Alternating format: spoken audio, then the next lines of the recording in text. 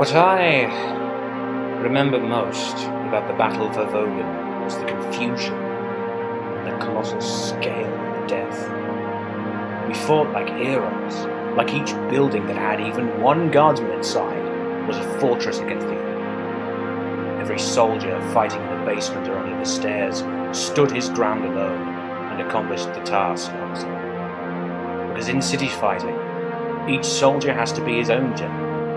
He needs to be given the correct guidance and the trust of his officers. On Vogan, we had neither, and how we survived was a miracle. Well, that's great. That's just fucking great, man. Now what the fuck are we supposed to do? We're some real fruity shit now, man. You finished?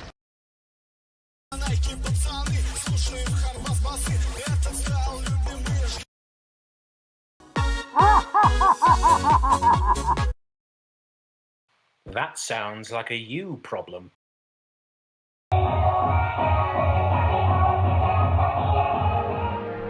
From the sands of Talern to the jungles of Catachan, to Terra itself and beyond, there are a myriad of planets within the Imperium that are as different as night and day.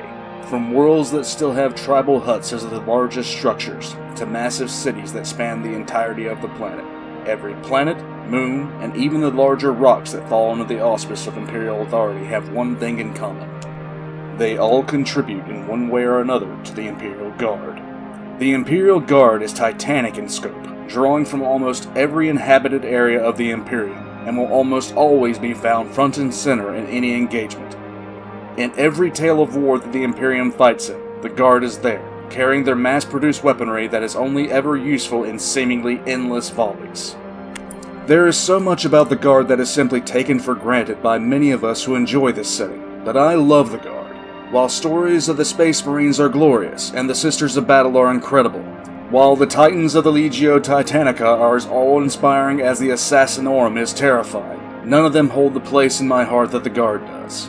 In fact, in so many instances I find the stories of the stock standard Guardsman to be the centerpiece in my mind when it comes to the horrors and glories of the 41st millennium, and the 42nd, and the 30th for that matter.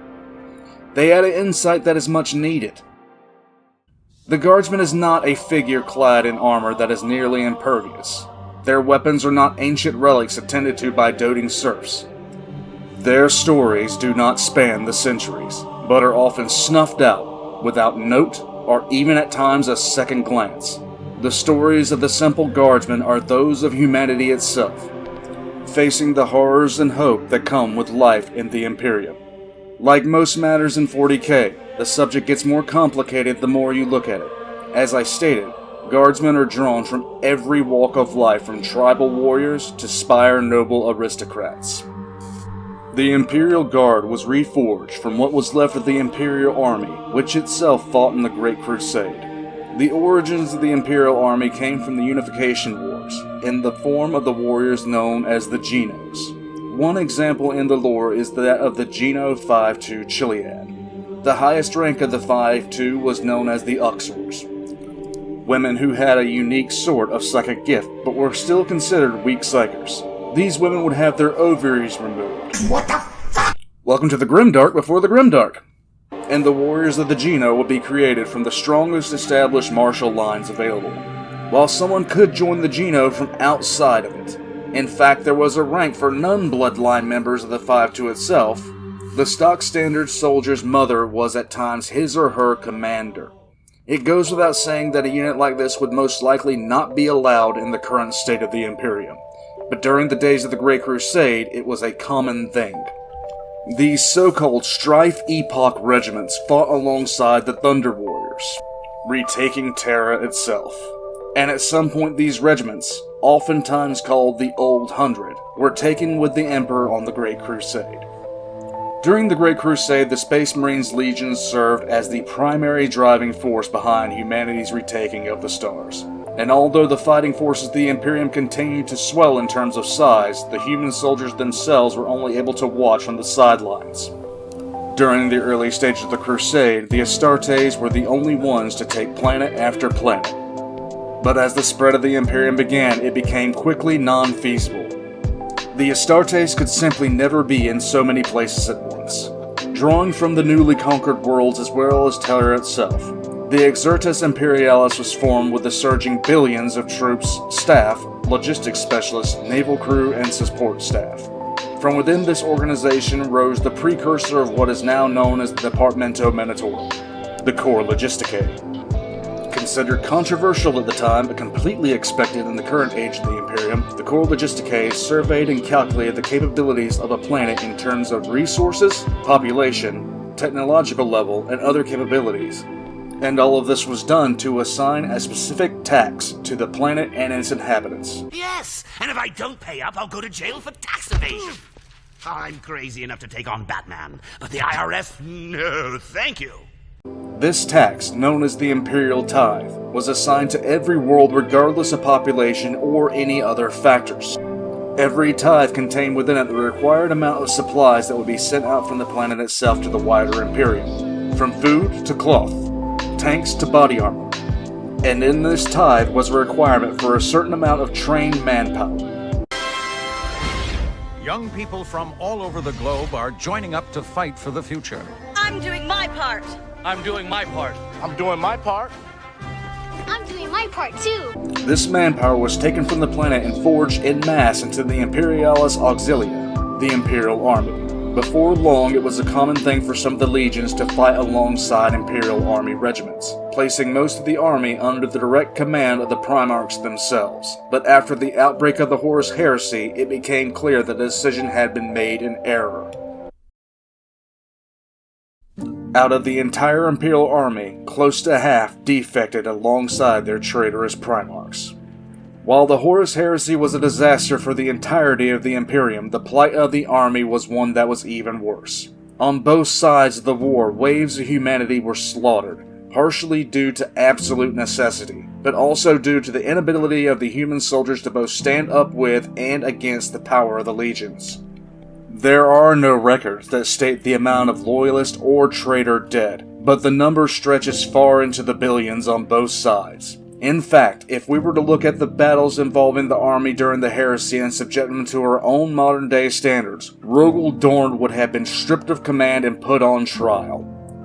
Titanic amounts of soldiers were driven past the point of exhaustion or simply used as cannon fodder in ways that would make the Death Corps of Krieg so excited to describe them I'd have to age restrict this Voxcast. It is not to say that in any way Rogel Dorn was incompetent or heartless in the employment of the standard humans, but the regular humans were simply not able to compete in any way with the assembled might of the legions that bore down on them. To be honest, this was a very common thing. Human worlds that had resisted the Imperium would be met with the employment of the Space Marines, and it was a rare world indeed whose soldiers even became a speed bump in the road of the Great Crusade. This is not only a testament to the power of the Space Marine in terms of a tactical unit, but the power of the legions themselves. In the modern Imperium, a Space Marine chapter at full strength, 1,000 Space Marines, is enough to influence the outcome of any war presently going on in the Imperium.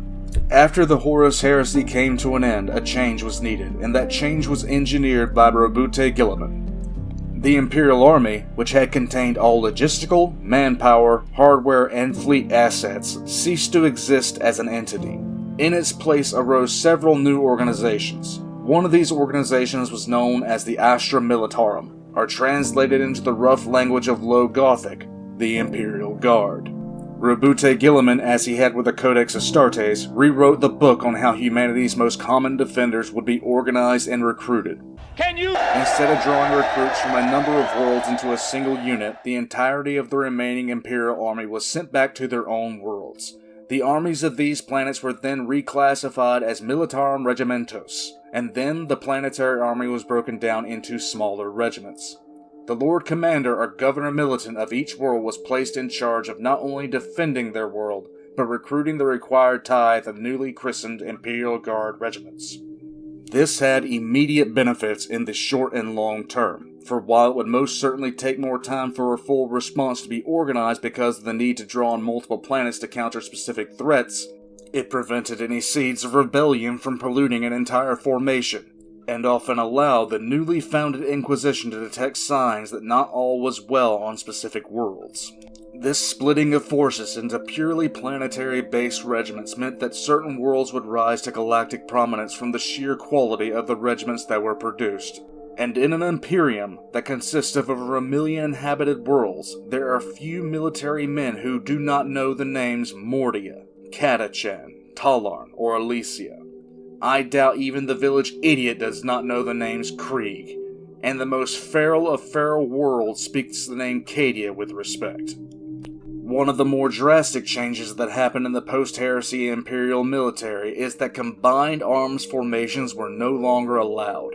What that means is that each individual regiment was largely uniform in its purpose and composition. An infantry regiment would not have access to heavy artillery. An artillery regiment would not have access to the defending shield of manpower or tanks.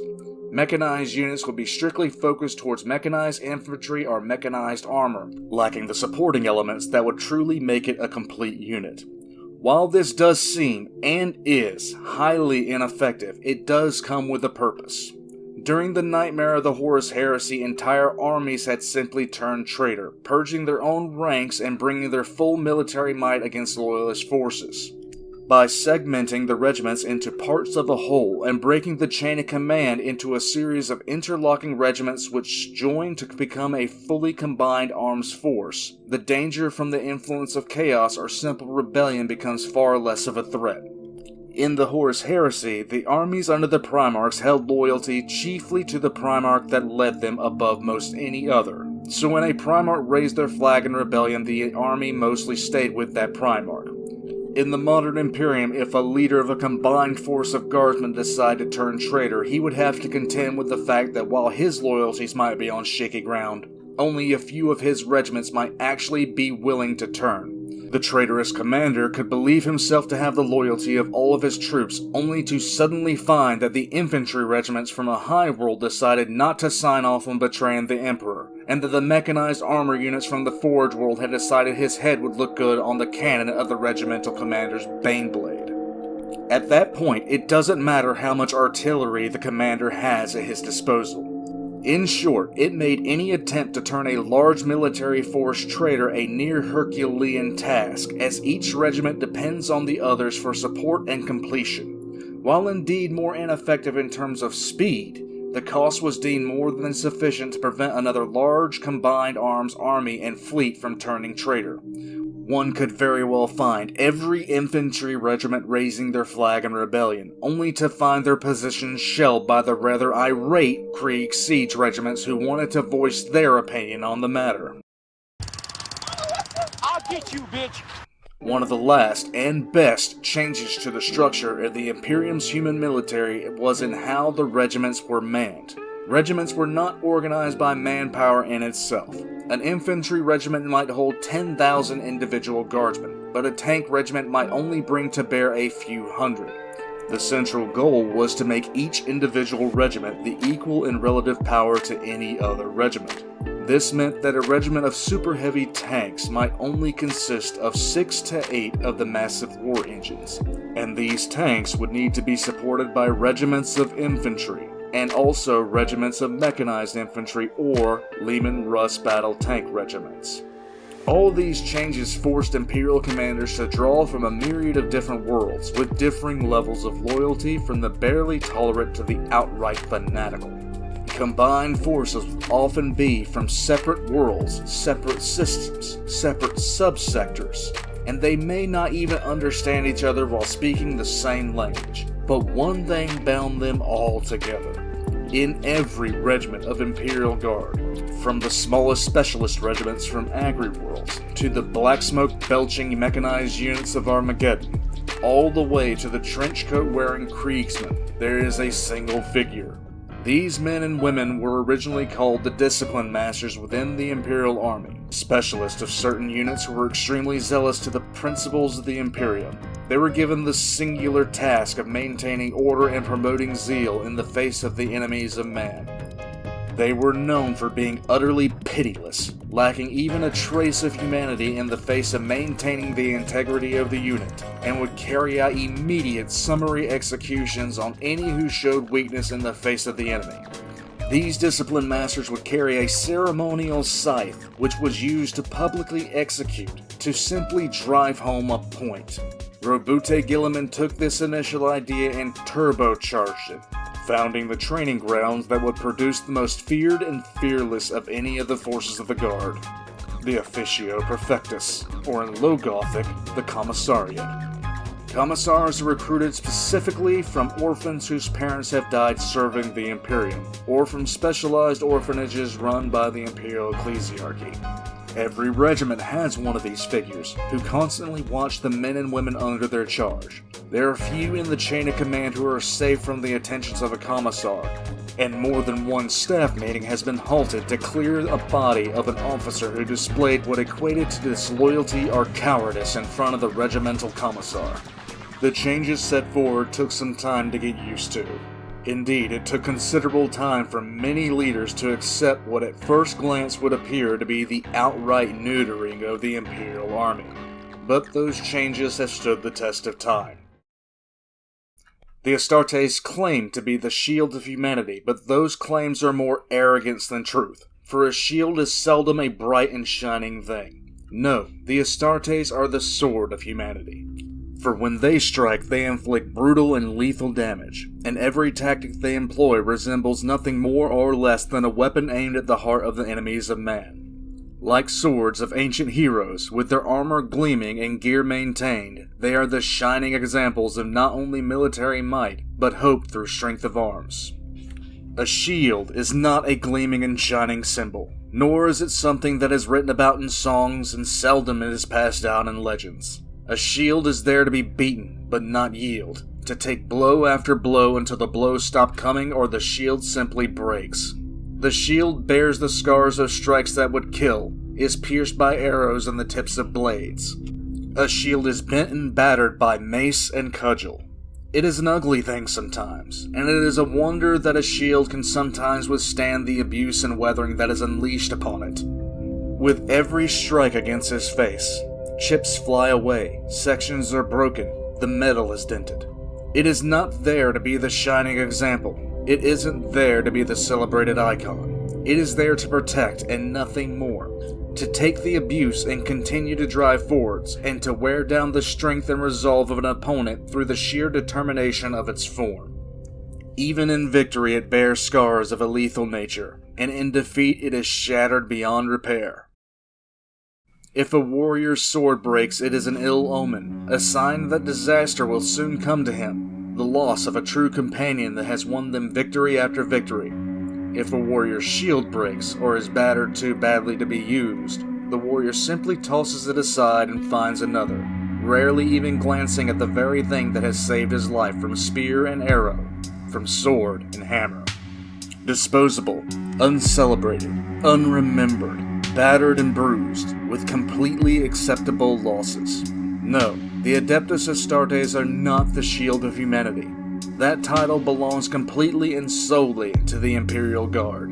Men and women drawn from almost every world of the Imperium in their masses, trained to stand and not break against the greatest horrors ever witnessed. Side by side, shoulder to shoulder, a shield against the darkness. Humanity's shield is the Guard, and it is battered. Pieces are missing. There are scars that run so deep it's a wonder it still functions at all. But it persists, and it still guards humanity. But who makes up the Guard? A prisoner is walked from his cell into the common yard on the planet Jubilus in the Segmentum Obscurus. He is surrounded by those that are just like him, incarcerated for crimes both petty and brutal. None of them know why they are there, but as the massive common area fills, rumors begin to fly. Normally this prisoner would be watching his back, shiv tucked in palm, but the normal mood of the prison yard is tense for a reason beyond the typical. On the central guard tower stands a figure in what appears to be an Imperial Guard uniform, standing in front of a Voxcaster. The whispers he hears says that the Guardsman has been there, unmoving, for almost 2 hours. The normally loud and oftentimes violent yard is almost silent now, save for the constant whispers. A small hum of subdued feedback sounds and the yard goes silent as the grave. The prisoner slowly rolls his shiv in his palm, a pacifying, comforting measure. The Guardsman speaks, his voice clipped and amplified by the Voxcaster. Jubulus Penal Legion 772. Prepare for immediate embarkation. A man in his late 20s stands on the parade ground at attention. He has been training his body and mind for as long as he can remember, and every year since he was 16 he has come to this same training ground, hoping, waiting, praying to the Emperor that this year he gets the nod. Maybe it will be this year he gets accepted. This year, as of all the years before it, he has come with the rest of the Planetary Defense Forces to Nova Bella's sole parade ground. Please, he mentally whispers to himself as out of the corner of his eye he sees a captain of the Imperial Guard. The hopeful's eyes remain locked ahead, knowing that if the captain does not take him, he may well never get another chance. He would live out the rest of his days toiling in the fields, never knowing life outside of merely existing. As the captain moves in front of him, he feels the woman's eyes on him, studying him with her arms crossed. Her finger twitches in his direction. It takes every bit of composure he carries not to simply be in shouting in pure joy.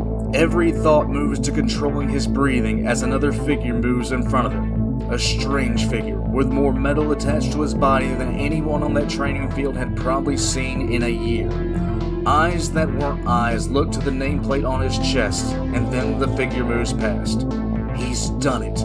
He will leave this planet. He won't live and die as a farmer in this impoverished world any longer.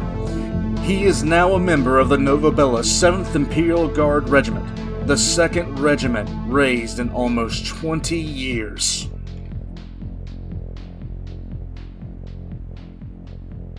"25887 walks into the foreman's office and stands at parade rest. The sound of the foundry was ear-splitting even within these walls, but it had never bothered the youth. He had been hearing it for most of his life. His first memories were the slams of the presses, forging steel into helmets and buckles. He did not look down at the foreman, a man who was beneath his contempt. He just stood silently and waited. The foreman said nothing, continuing to work with the only arm he had, before he finally took hold of a small slip of paper. The foreman's right arm came up. 25887 took it, glanced at it, and then walked out of the office. There were no words. The foreman didn't care about 25887, and 25887 despised the foreman. Everyone did. The foreman had not done his full duty. 25887 walked to the train depot in the large cavernous hive, boarding the railcar. Filling the space from front to back were men a similar age to 25887. 15, 16 years old? Did it truly matter? They rode in silence, oftentimes not even looking at each other. After an hour of the railcar moving and stopping, the final stop was reached. Everyone in the railcar moved orderly to the exit, all of them carrying the same small slip of paper that 25887 carried in his right hand. As he stepped off the railcar, he looked to his left, as most of the departing youths did, to see a figure in a trench coat. The youth felt at ease, seeing the stack of papers in the hand of the figure. As he closed in, the head of the man in the trench coat turned towards him. Twin glass plates hit his eyes, as a thick mask obscured his features. 25887 handed him the paper his foreman had given him. An hour later, 25887 slowly drew a similar mask up and over his head, and then breathed in hard as he had been instructed. The soft click of his respirator activating was the only thing that day that brought the twinge of a smile to his face. No, he wouldn't be like the foreman, having failed his duty to the Emperor. He would fight and die for the Emperor, for Krieg. She was dumbstruck and glanced around at her friends that stood around her. Had she heard right? Judging by their shocked faces, she actually had. But the grin on the sergeant's face was unmistakable. As the realization set in, the cheers began, but she alone walked a few steps and pressed her hand against the side of a Lehman Russ tank that had come off the factory line no less than an hour ago. Slowly she slid her fingers along the weld that bonded two plates of armor, a weld that still bore the heat of her torch. She had made this tank, her and her crew, and now they would be granted the opportunity to ride her into battle, not in some test run, but with banners and guns blazing, to represent the Steel Legion of Armageddon. A dream. The priest pointed at him, asking him a single question. He stared back at the priest with eyes clouded with tears of absolute zealous devotion. The crowd hushed. His family behind him silenced as he looked into the priest's eyes. The air outside was cold, but he felt like he was on fire, his love of the Emperor threatening to overtake him. The silence hung for a few moments, and the priest's face changed from one of thunderous oration to almost a grandfatherly visage, slowly spreading his arms out as if to embrace it. "Yes!" His voice broke with zeal as he looked into the priest's eyes. "I will serve!" The priest motioned to him, his palm up, open. "This brother will serve. Who else among you will give to the Emperor who has given so much to us? Who else will wear the blessed mask of St. Drusus?" The mostly silent crowd suddenly erupted into a thunder of voices, hands flying up to offer their lives in devotion, even as the newest member of the Macabrian Janissaries was mobbed with adoration for his devotion. Join the army, they said. Do cool training, they said. Wake up at 4:30 in the fucking morning for a 12-mile ruck march, they said. Hoo-ah! The Guard is made up of mothers, fathers, sons, and daughters. From poverty to nobility, from agri-world farmers to high-spired nobles, to underhive gangers. From tribesmen to whom a lighter is almost magical, and to those of civilized world where technology is second-hand. From the saint to the most vile sinner and everywhere in between you will find the Guardsmen of the Imperial Guard. They run the gamut from those who simply have no other choice, to those who want to escape the mundane life they lead, all the way to the men and women who live on purely martial worlds. Then of course there are the religious fanatics, who simply want to live and die for their god, the Emperor of Mankind. When the tithe for an Imperial world comes due, the planetary governor is tasked with supplying the Imperium with its due. The governor is also responsible not only for the defense of his or her world in the form of its own planetary defense force, but they are also directly responsible for the raising of the manpower for the Imperium. That manpower takes the form of the Imperial Guard Regiment, the building block for any force the Imperium will take to war. Regiments vary in size as well as technological innovation and training, with the former and the latter largely dependent on the world on which the regiment is raised. No two regiments from different worlds are ever going to be the same, and while that might seem strange to consider, it is also by pure design. It is uncommon, to say the least, that when the Imperium raises an army, that all the regiments that make up the army will come from the same planet, or in some cases even from the same system. For example, during the reclamation of Cathar, the bulk of the infantry was made up of regiments from Vedanakan and Kiradadan, as well as specialists from Janus. The tank regiments involved in the action were exclusively from the world of Hadrius Rift, and making up the mechanized troops were the men and women of Cadia. This is typical for most Imperial armies, where troops from differing worlds are put together to wage war. The only true outliers to this are the Death Corps of Krieg, whose world fields more regiments per capita than any other planet in the Imperium, and can often field entire armies. Imperial Guard regiments are made to interlock into armies this way, with self-contained chains of command that only join at the upper echelons of the command level. It is for this reason that if one desires to become an officer in the Imperial Guard, they must learn how to speak and write the language of High Gothic, because it is the language which every officer in the Guard uses to communicate. Low Gothic, the primary language of the Imperium as a whole, is often torn between dialects from world to world. If an Agri-worlder tried to speak with a Hive-worlder from even the same star system, they might not be able to communicate, primarily because of time, differences in meaning, slangs, and the general words they would use to describe objects. Any Lord Commander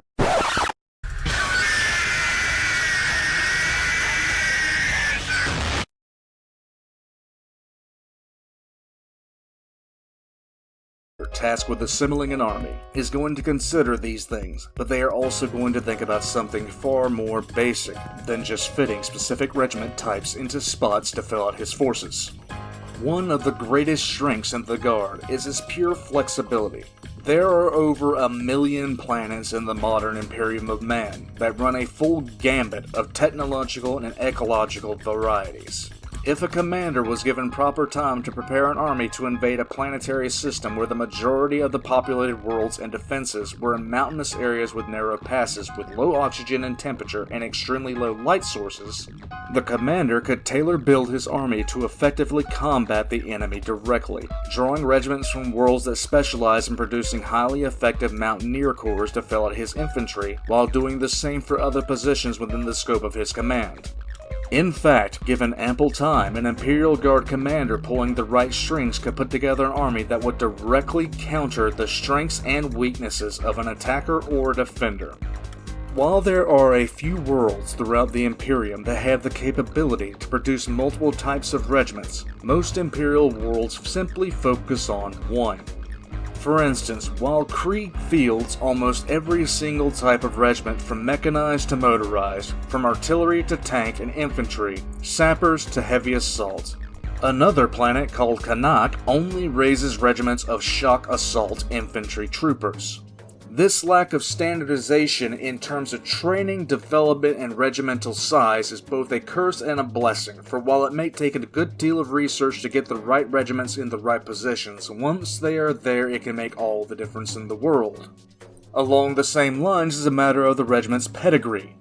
If you are a well-versed Imperial commander who is tasked with defending a hive that has limited points of entry and exit, and are considering the right infantry to guard said entry and exit points, with the desire that you'd find an infantry regiment known for never backing down in face of overwhelming odds and not retreating in any way, shape, or form, there is only one planet that comes to mind ahead of any others: the planet of Mordia.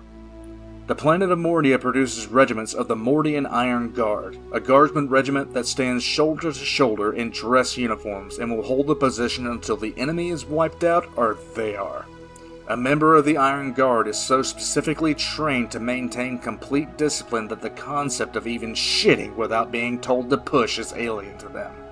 To give an example of how almost unnaturally disciplined the Iron Guard is, they fought off a fully fledged demonic incursion into their homeworld, including the Plague Marines and Greater Demons of Nurgle, in a fashion that even stunned the Astartes who came to aid the planet only to find the Iron Guard routing the invaders off of it.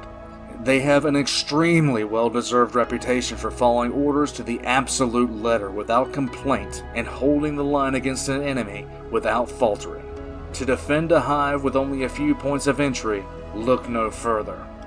Any Lord Commander who is worth the uniform he put on will be taking these things into account. If the choice was to be between the Harakani Warhawks and an Agriwold regiment as far as which one would garrison a small town and which one would support an assault, the choice becomes apparent.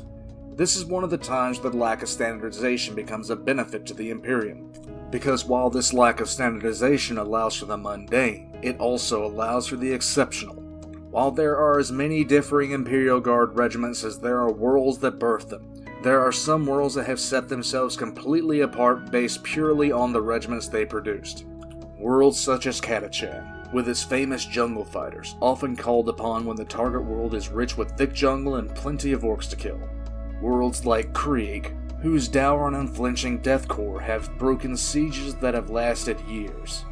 Worlds like Cadia, who have defended their homeworld against siege after intense siege, and whose uniform and style has been copied on worlds uncountable.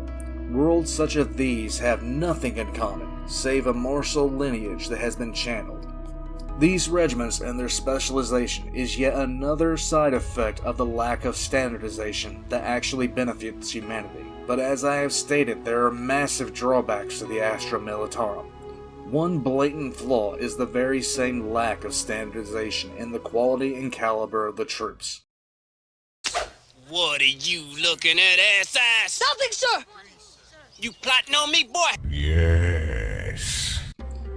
More than a few regiments have simply been wiped out because they were unprepared to deal with the forces they were up against, or simply turned traitor in the face of the horror of chaos.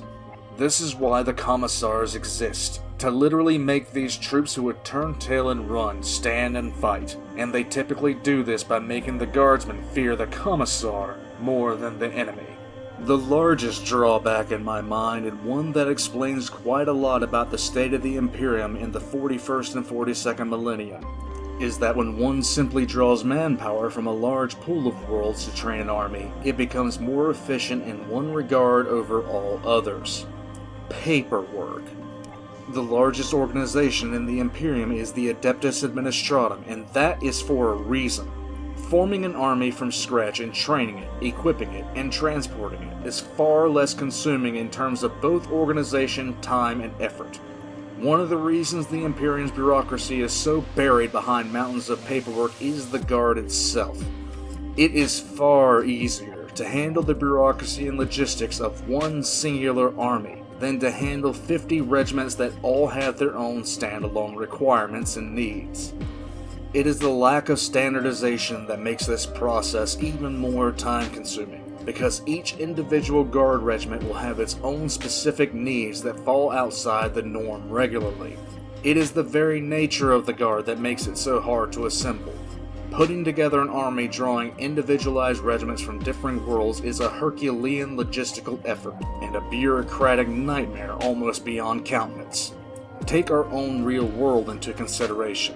The largest office building on the planet is the Pentagon, and that building serves the branches of the U.S. Armed Forces. It is not the only building that actually serves the needs of the soldiers, sailors, Marines, and airmen of the United States, but it is the primary. Now simply take the Pentagon itself and copy it 1,000,000 times over, and then multiply that by the amount of regiments raised from a typical world in the Imperium. The logistics and bureaucracy quickly spiral out of control. The Astra Militarum is a bureaucratic nightmare. And this being the nightmare that it is leads me to believe that the Imperial Guard was not going to be the finished product. There was going to be refinement done by Wulfboi Gaming before he was interred due to his wounds suffered. Even the most incompetent administrator would understand that breaking regiments down into their base forms and then using them in the manner that the Imperial Guard does would lead to a massive series of backlogs using military requisition and any other kind of supply request or allocations. Each Imperial Guard regiment has very specific needs. Each one of them has different technology levels, and why would you give a shock assault troop from Kanar a shipment of long glasses? They use knives, and I'm not even sure the troops of Kanar actually understand what a lasgun is or how it operates. The same could be said about the Harakani Warhawks. What use would they have for standard flak armor? They use armor tailor-made for their grav chutes to function as drop troopers. What use would they have for standard Imperial Guard flak jackets? With that equipment in mind, if one were to take an image of the Guardsman, what would they see? What gear would the standard infantry guardsmen have? What weapons? Most Imperial Guard regiments make use of the M35 Galaxy pattern lasgun, and have for the last 5,000 years. Easy to maneuver and to maintain, and not requiring ammunition save for a few power cells that can be recharged. A single shot from a lasgun is capable of blasting a limb clean off a human body, and it often does. It is a laser weapon, firing a beam of intense heat at pinpoint accuracy, that also has a lug to mount bayonets for close quarters combat. There are many variations to this weapon, but it has its drawbacks. The first and most glaring is the lack of capability against armored targets, and even the very skin of some Xenos. Largely ineffective outside of mass volleys against such targets, the lasgun has been nicknamed the Flashlight by certain members of the 40k community. The standard guardsman will wear a flak jacket of what equates to Kevlar, leaving them free to maneuver.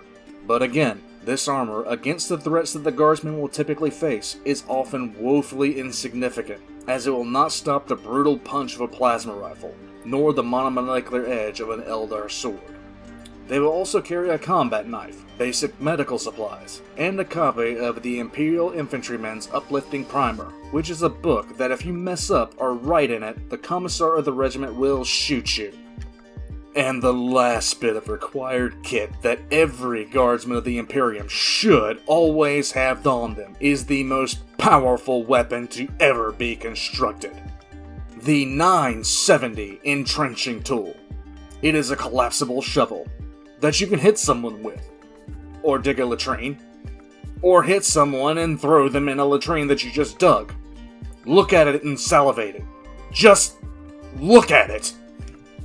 Hearing this, you'd be forgiven if you think the standard guardsman is woefully under-equipped and underprepared for the threats that even the softest Paradise World regiments will inevitably have to face. You'd be absolutely correct in this regard. The equipment of the standard infantry guardsman was chosen not for its killing power or protection, but because at the end of the day it was, and remains, the easiest way to equip large amounts of troops. A standard Imperial Guardsman is outgeared and in many cases outclassed by almost every enemy the Imperium currently faces. From the brutish orc who charges headlong into volleys of lasgun fire, to the Eldar warp spider who dances in and out of visibility. All the way to the Necron warrior whose Gauss weaponry is a threat to even the most heavily armored of tanks, the stock standard Imperial Guardsman is almost laughably outmatched, and I haven't even begun to mention Chaos Marines or the Tyranids.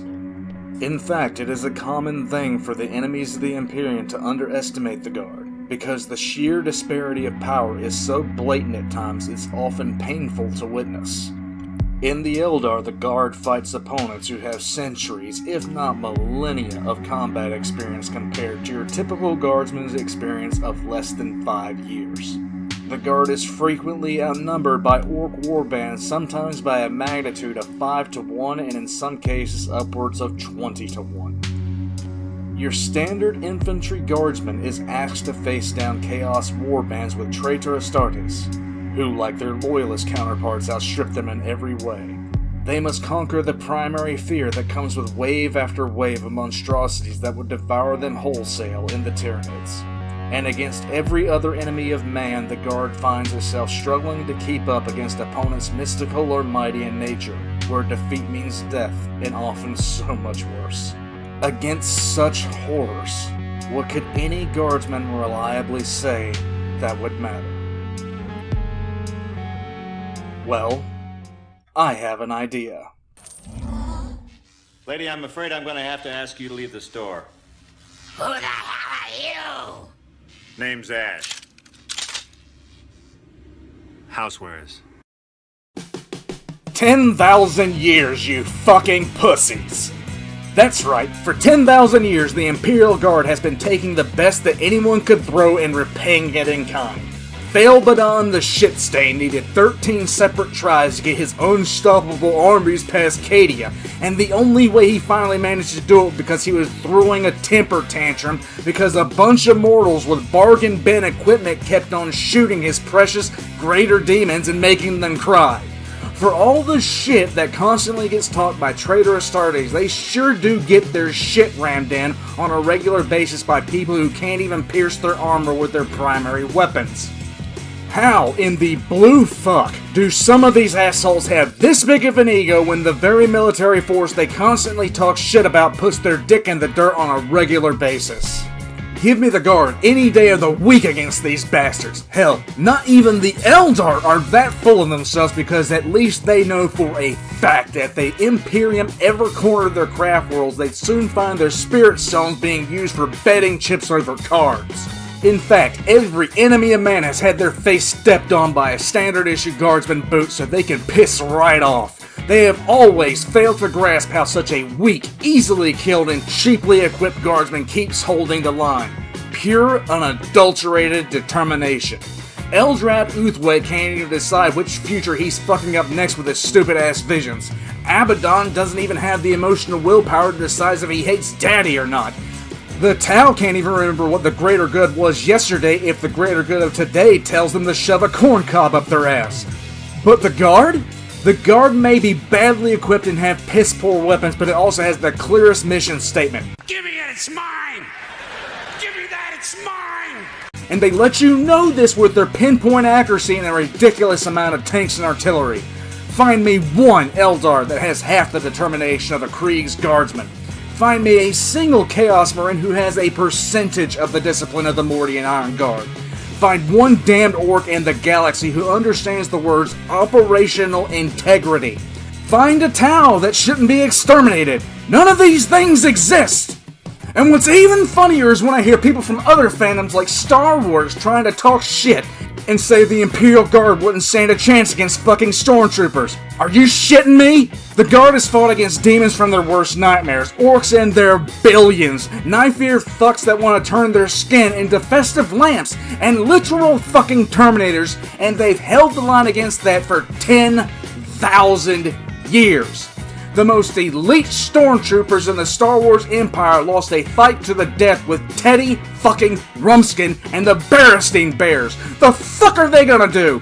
If a Guard regiment lost to fucking Ewoks like the most elite troops Palpatine had, they'll be fucking lucky if the Inquisition didn't blow up their home planet to erase the shame of them having existed and sharing the same species. Fighting stormtroopers would be like the damn vacation for the Guard. What are we fighting? People in eggshell white armor with weaponry comparable to our own? Fucking jackpot! We're going to Space Vegas! And that was a DBZ abridged reference! And that, my friends, is the Imperial Guard. Untold billions, if not trillions of soldiers equipped in bargain bin armor and weapons, fighting tooth and nail against forces completely undeserving of the ego they have, and winning. That is the Imperial Guard, a group of men and women so completely dedicated to the survival of humanity they have continued to hold the line for 10,000 years against every odd thrown against them. All hail the good old IG.